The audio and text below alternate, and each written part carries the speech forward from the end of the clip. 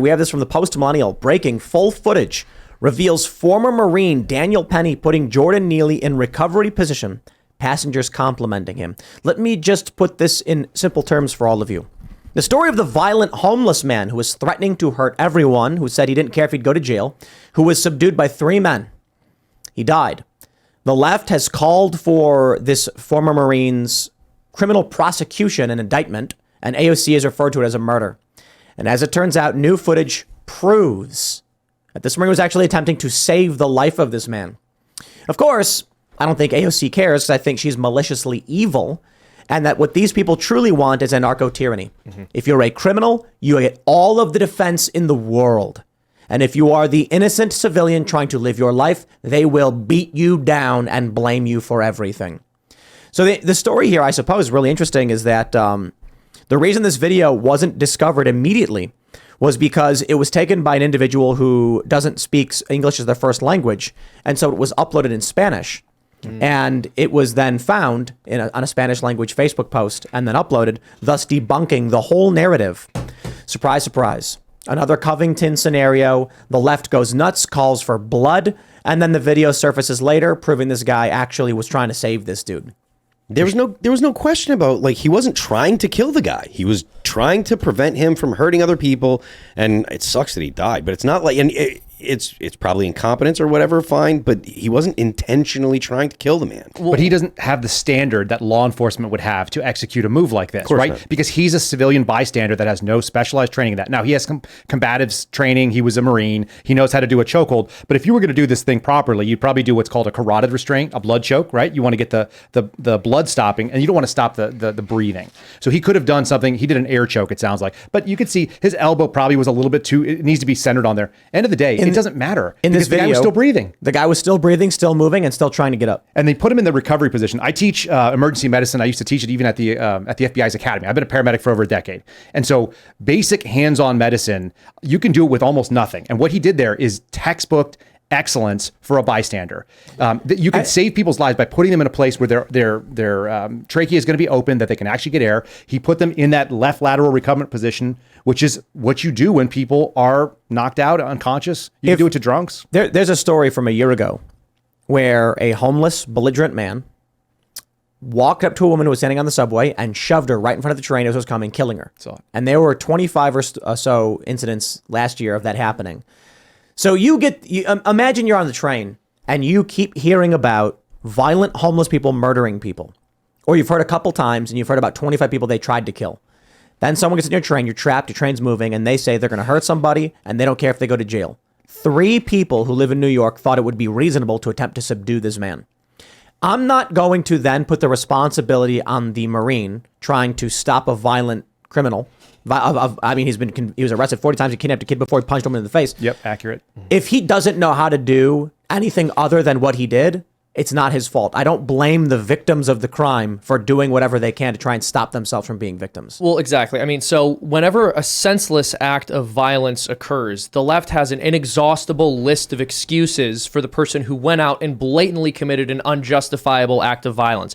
But when someone defends themselves, well, now they're evil incarnate. Now we're not going to examine the situation. We're not going to give them the luxury of analyzing every socioeconomic factor that could have led to them being in that situation. We're not going to say they did it because there wasn't enough funding given to their school library and they would have been an upstanding member of society who never did anything wrong if the situation had been different. It's simply that person is evil incarnate and we have to lock them up and throw away the key. Now we're very tough on crime. Imagine if instead of coming out and saying, why aren't they giving mental health treatments to these poor homeless men? It's like, okay, well, he was violent. What if they came out and said, why aren't they giving proper self-defense training to our Marines, who could have done a proper restraint that would not have harmed this man? Oh, there's a bunch of different ways you can pretend to be outraged. That's right. I'll tell you where my outrage is.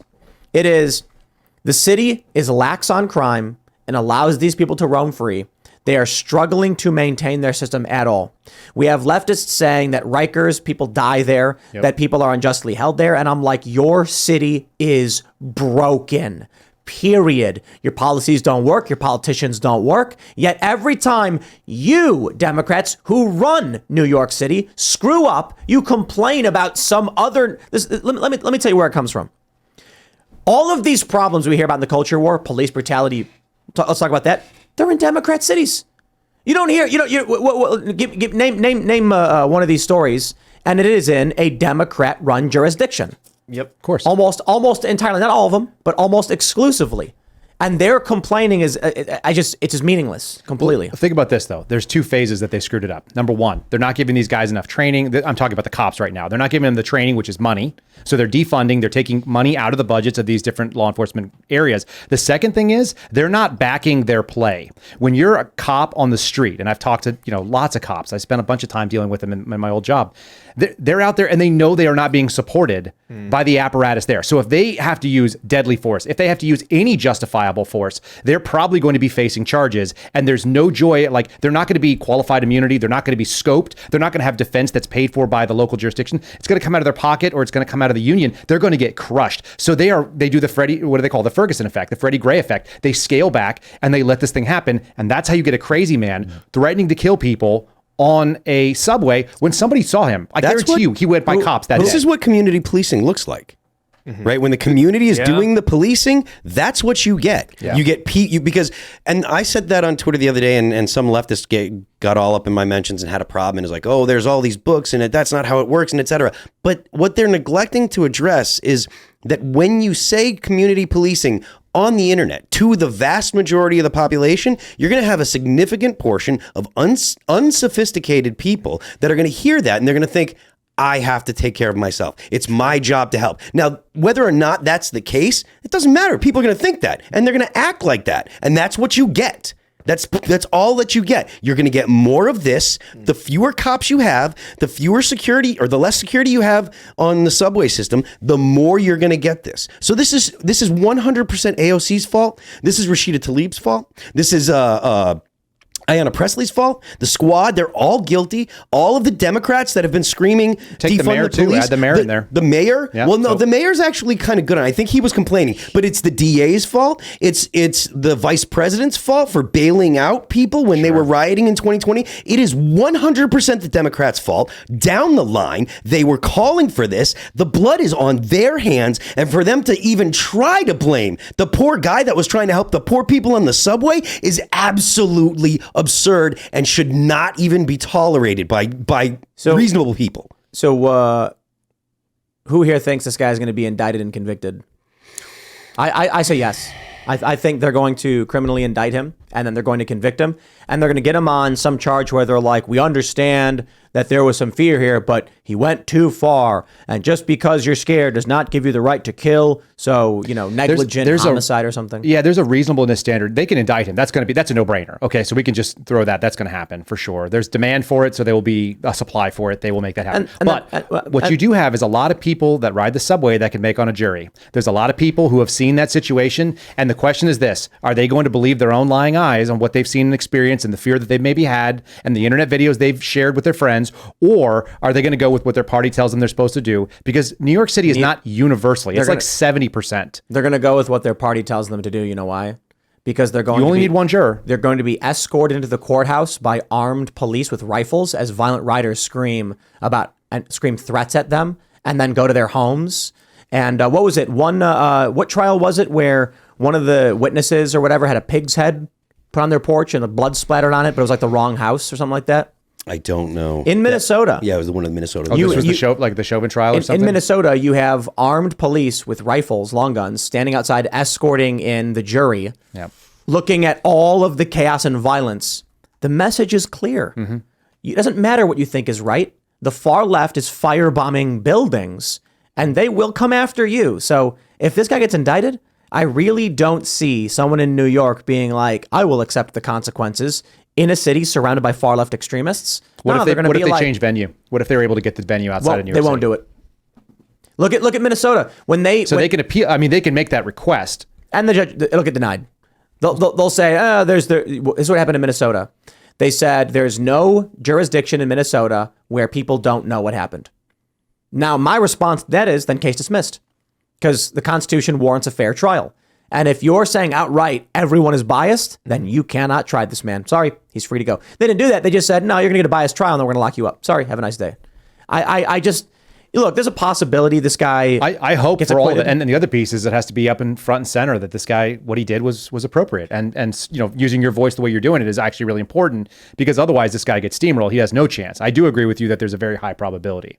The other thing is, Phil, what you were saying earlier, community policing and the nature of it. The Supreme Court has already ruled on that, by the way. They've said that the police do not owe you personally a duty to safety. Right. So they have no duty to act on your behalf. They owe the public a duty, but that's a very nebulous concept. It's vague and it's open. So individually, you can be screwed. Yeah. So you may have to defend yourself. And I know you guys had Mike Glover on here before. He says something, be your own first responder. Yeah. That's something I think is an incredibly important message right now. And we're living in it. In some places, you can do that and you'll be able to survive. You do it in New York City, you're probably going to go to jail, unfortunately, even if it was correct. Carry a gun. If you legally, That's what not I do. in New York. Hey, I'm not that's what I saying- do. But I mean, Where legally allowed, which leads us to the larger question of, or the larger statement, the better piece of advice, live in constitutional carry states. yes. Because if you're in New York, I mean, look at this. 3 people on this train thought what this guy was doing warranted restraint. 3 people. So if you come to me and say, what makes you think it was reasonable? Oh, I don't, but 3 people did. Right. 3 people held this guy down. You can't defend yourself in these places. No. And look, I mentioned this about New Jersey. I was told that if I was in New Jersey in my own home and someone broke in with the intent to kill and I shot them, they said, yes, you have a right to defend yourself. You will be arrested, charged with murder. You will spend time in prison, awaiting or jail, depending on how Jersey handles it. Mm-hmm. And then you can assert your affirmative defense to the judge that it was self-defense. Mm-hmm. That's New Jersey. Is New Jersey duty to retreat within your own home? Yes. Yeah. Oh my god. They call it partial castle doctrine. It's insanity. You're only allowed to use force to defend your home if you have no way out. But they also say, so I asked them, they said a window is a way out. And they gave me the Gulag Archipelago response of just run away. If someone So breaks like if your wife and children are on the second floor, you have a duty to Leave run them. out the first floor and leave them there. They expect you to leave them. So I was told yes. Wow. But it does really depend on the judge you get. There are But the idea that that's even up to a judge, right, is insane. The Complete moral insanity. I mean, but it's up to a judge everywhere. And even in West Virginia, there's like some reasonableness standard to whether or not, if somebody's walking on your property, you can't just get kill it. them. You know what I mean? If someone's running towards your home, screaming with bloody rage, holding a weapon, I'm pretty sure in West Virginia you can. West Virginia's got some of them. So West Virginia, I'm pretty sure you can defend your physical property, like your fields. And this has a lot to do with the fact that it's a rural country where there's a lot of acreage and people farm. Whereas in Maryland, you can defend your house only after going inside of it. And the idea is you might be out with your family in the field doing work when someone threatens you and you can use force to defend yourself. In Maryland, property tends to be a lot smaller. So they say, if you are outside your home and someone is threatening you, you have a duty to go into your home. If you are in your home and they attempt to break into your home, I believe West Virginia, I believe Maryland allows the use of lethal force to prevent someone from breaking into your home. And then in New Jersey, you better jump out that window and go run buck naked through the woods. You got to do what they call the dynamic PLF, going out the window, the parachute landing fall, and keep your feet and knees together and try to make it out the second I asked floor. the cop. Side. I said, "Where do I go? Where do I go? It's my house." Yeah. And the response, the cops were like kind of based. They were like, "No, we get it." But what they'll tell you is that proves you're a murderer, because what you're basically saying is you had a choice to make between standing outside or killing a person, and you made the choice to kill a person. That is not reasonable. That's their view in New Jersey. Well, and the rest of America looks at it and says, you value your stuff more than you value somebody else's life. And it's like, well, they value my stuff more than they value their own life. Absolutely. Obviously, they came into my house. That's how it works in Texas. When I was actually going through, so before I was a law enforcement officer, I was a concealed carrier. I carried like everybody else, and I had a permit because Texas is very newly come into this sort of constitutional carry game. Yeah.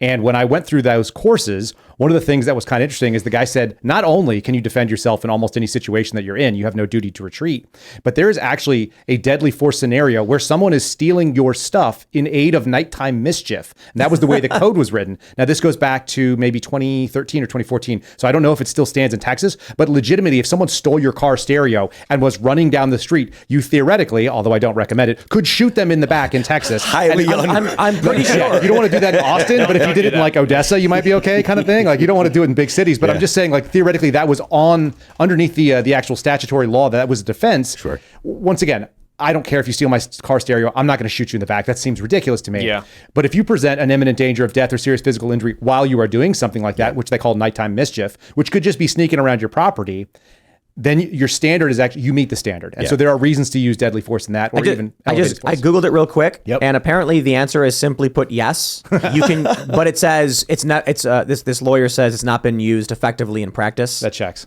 Because most people are going to be like, "Are you nuts?" Well, there's a standard of it too, right? Right. Like that's the other thing you find about people that carry concealed weapons, and all of you out there that do that sort of thing know it as well. There's a standard of, is it a judicious use of your force? Do you really want to go through whatever that experience is? Because you're probably going to get arrested if you shoot somebody in the back running with your stereo. I mean, even if you are right. Yeah, I mean, you know this, but for the listeners out there, the things that you need to legitimize, not legalize, but to legitimize, because jurisdictions change, but you need to have ability, opportunity, and intent, right? To someone has to have the ability to harm you, they have to have the opportunity, and they have to have the intent. They have to make it clear to you that they're going to, they have to be in the same room, and they have to have some way to do it. Some of it is reasonable Yeah. as too, because there's some of those things you can't actually.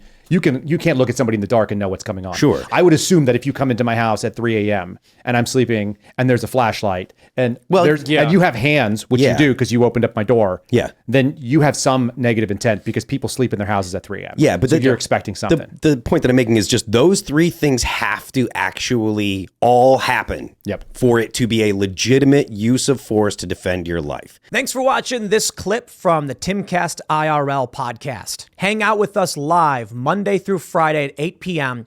and become a member over at timcast.com for uncensored, members-only shows exclusive. Thanks for hanging out, and we'll see you all next time.